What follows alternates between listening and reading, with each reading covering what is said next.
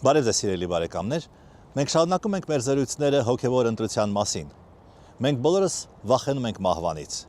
Մեր հարազատների, մեր մերձավորների մահը մեզ ցավ է պատճառում։ Մահը իսկապես չարիք է եւ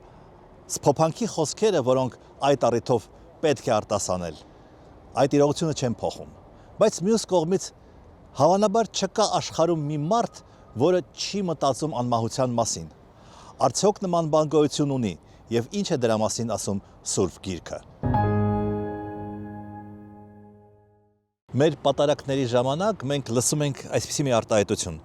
Քրիստոս մահվամբ մահը հաղթեց կամ մահվամբ մահը ջնջեց։ Կամ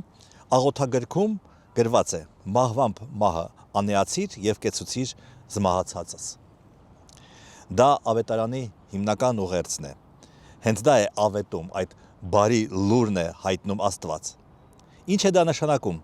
Ինչպես կարելի է մահը հաղթահարել։ Ինչպես է դա արել Քրիստոս։ Հովհաննեսի ավետարանում կա, ինչպես գիտեք, Ղազարոսի հարության պատմությունը։ Քրիստոսի եւ առաքյալների լավ ընկերը, Բեթանիայում ապրող Մարթայի եւ Մարիամի եղբայրը մահանում է, եւ Քրիստոս շտապում է այդ քաղաքը, որ նրա խոսքերով Ղազարոսին արթնացնի։ Մարթան գալիս է Քրիստոսին ընդառաջ եւ Հիսուս նրան հավաստիացնում է, որ նրա եղբայրը, որ արդեն 4 օր գերեզմանում է, հարություն կառնի։ Մարթը գիտեր, որ որոշակի իմաստով դա հետագայում տեղի կունենա եւ ասում է. գիտեմ, որ վերջին օրը նա հարություն կառնի։ Այդ կինը, ինչպես եւ սովորեցնում է իր կրոնը, հավատում է, որ աշխարհի վերջին օրը մարդկությունը հարություն կառնի, բայց չի պատկերացնում, որ Քրիստոս այժմ այս պահին պատրաստվում է Ղազարոսին հարություն տալ։ 4-րդ դարի եկեղեցու հայրապետ Հովհաննես Ոսկեբերյանը նշում է, որ Մարթան ունի ճիշտ, բայց ոչ լիարժեք հավատ։ Նա հավատում է վերջնական հարությանը, բայց դեռ չի հասկանում Քրիստոսի բացարձակ իշխանությունը կյանքի եւ մահվան վրա։ Եվ Մարթայի գիտելիքը խորացնելու համար Հիսուս ասում է. ես եմ հարություն եւ կյանք, ով հավատում է ինձ, թեպետ եւ մեռնի, կապրի,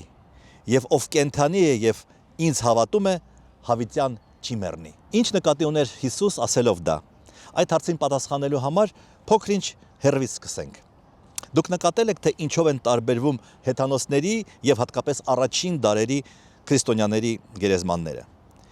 Հեթանոսների գերեզմաններում հնեաբանները հայտնաբերում են գանձեր, զենքեր, ձիերի, մարդկանց, սովորաբար հանգուցյալների կանանց եւ ծառաների կմախքներ։ Քրիստոնյաների գերեզմաններում այդպիսի ճոխություններ չեն հայտնաբերվում։ Ուրիշ հարց, որ հետագա դարերի ընթացքում մենք հաճախ մեզ դրսևորում ենք որպես հեթանոսներ եւ հիմա էլ է դա նկատվում։ Իսկ ինչու քրիստոնյաների, իրական քրիստոնյաների գերեզմանները ճոխ չեն։ Բանն այն է, որ հեթանոսները հավատում էին, որ մարդն ունի երկու ֆիզիկական կյանք։ Այս աշխարհում եւ հանդերձյալ աշխարհում, որտեղ եւ պետք է լինի սպասքը, ձիերը, կանայք եւ մնացածը։ Իսկ մենք հավատում ենք, որ հոգու կյանքը մեկն է եւ հոգու համար ինչ որ առարկաներ պետք չեն։ Բայց մարմինը նույնպես, երբ կգա ժամանակը, հարություն կառնի։ Բոլորի մարմինները, եւ հավատացողների, եւ անհավատների, պարկեշտ մարդկանց եւ անառակների։ Ինչպես գրում է Գրիգոր Տաթևացին, հարությունը ընդհանրական է, եւ արդարքն եւ անիրավք կկենթանանան մարմնով։ Բայց դա թեև տեղի կունենա բոլորի համար, սակայն կկատարվի տարբեր ձևով։ Նույն Հովհաննեսի ավետարանում ասված է. կգա ժամանակ, երբ բոլոր նրանք, որ գերեզմանում են, կլսեն նրա ձայնը եւ դուրս կգան, ովքեր բարի գործեր են արել կյանքի հարության համար, ովքեր չար գործեր են արել դատարանի հարության համար։ Քրիստոս հենց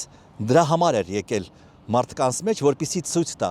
ինչպես ինքն է մահացել եւ հարություն առել, այդպես էլ մենք բոլորս նրա հետ նույնը կանենք։ Քրիստոս ունել բոլոր մարդկային հատկությունները։ Տառապում էր, կասկածում էր, ցավ էր զգում, նեղ սրտում էր։ Բացի մեկից, նա մեղք չէր գործել, ի տարբերություն մեզ, մեղավորներիս։ Եվ դրա համար, երբ մենք ասում ենք Հիսուս մահվամբ մահը հաղթեց, մենք կարծում եմ, դա հասկանում ենք այսպես, որ Աստված ունենալով այդ մեզնից տարբերվող հատկանիշը, այսինքն մեղքից զուրկ լինելը, մեզ ցույց է տվել վերածնվելու, հարություն առնելու ճանապարհը։ Դրա համար է նա Մարթային ասում. ես եմ հարություն եւ կյանք։ Ներսես շնորհալին բացատրում է. նա, այսինքն Աստված, ասում է. ես եմ հարություն, որովհետեւ ինքն է կյանքի պատճառը եւ մահը չի կարող իշխել այնտեղ, ուր նա է։ Եվ Քրիստոս ասում է. ես եմ կյանքը, որովհետեւ նա, որ Աստծուն միացած է, նա անմահությամբ է լցված։ Այլ կերպ ասած, հոգու հավերժ կյանքը սկսվում է հիմա եւ ոչ թե այն ժամանակ, ինչպես կարծում էր Մարթան, երբ կգա վերջին օրը։ Այդ ամենը մեզ ստիպում է մտածել ոչ այնքան մահվան, որքան կյանքի մասին։ Ինչ ենք մենք անում մեր հոգու հետ։ Արդյոք մենք երբեմն չենք լցնում թույն մեր հոգու մեջ, կամ հայտնի պիեսի փոխաբերությամբ արդյոք կնճիռներ չենք ավելացնում մեր հոգու դեմքին։ Մտածել հոգու մասին, միշտ հաշվի առնել, որ մեր հոգին անմահ է, թե ապրել առանց հոգու, բանջարեղենի նման։ Ընտրությունը մերն է։